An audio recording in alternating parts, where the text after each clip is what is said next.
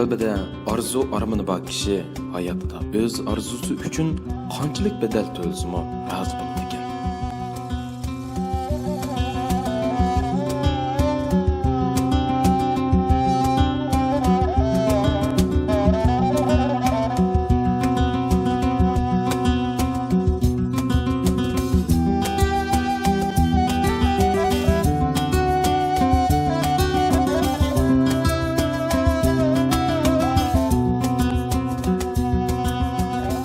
Menmo dal shundaq o'z arzuyim uchun jafon mushaqqatga tayyor, hamisha kelgusim uchun izlanayotgan bir yigitman.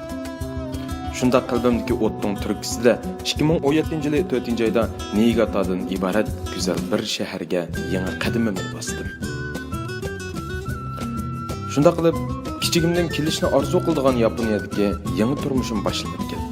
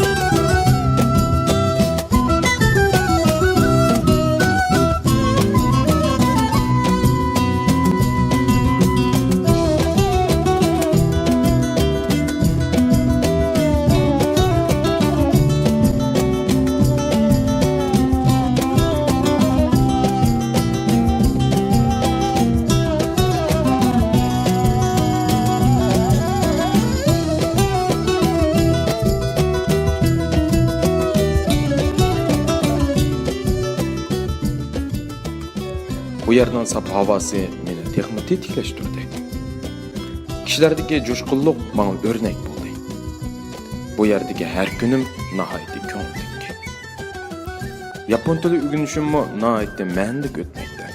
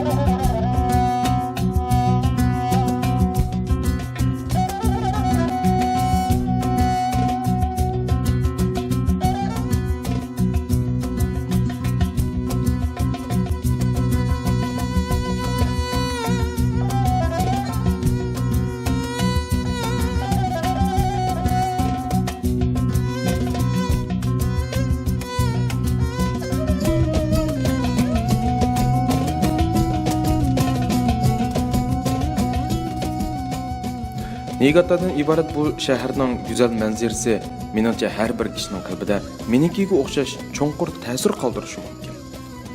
Ammo bu qisqagina vaqtda menga go'zal manzaradan boshqa go'zal hikoyalar bekrak ta'sir qildi. Do'stimning tavsiyasi bilan Niigata shaharlik xalq hukumati qarmog'idagi Kurasparo xalq saroyidagi yapon tili darsxonasiga qatnashdim.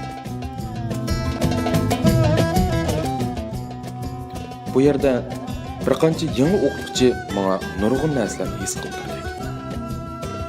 Haqiqatan men nurg'un ma'nili kunlarga ulashdim. Ularning qizg'inligi, ulardagi o'zni berishlash ruhi meni yanada jo'shqinlik to'ldirdi. Bu yerga o'z turmushi shundoq aldirash turibmi? Yana vaqt chiqarib yapon tili o'rganuvchilar uchun fidoyi bo'lib haqsiz dars o'tilgan o'qituvchilarning bu xosiyatlik ham ahamiyatli kishi meni haqiqiy mehr muhabbat, hayotning ma'nosi, nimaning qimmatli ekanliklari ustida o'ylantirdi. Ular nima uchun fidoyi bo'lib Yaponiyadan iborat vaqt intayin qimmatli joyda boshqalar uchun hech bir ta'minsiz holda ajr singdirdi.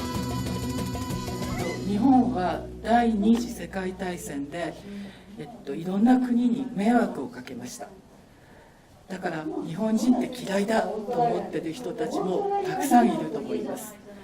でも日本人にもいい人がいるんだなとちょっとでも分かってほしいと思って日本語を教えてます。To'g'ri. Yashagan ekanmiz, hayotimizning oxirida qilgan ishlarimizdan faxrlanib, tabassum qilarlikdek yashashimiz kerak.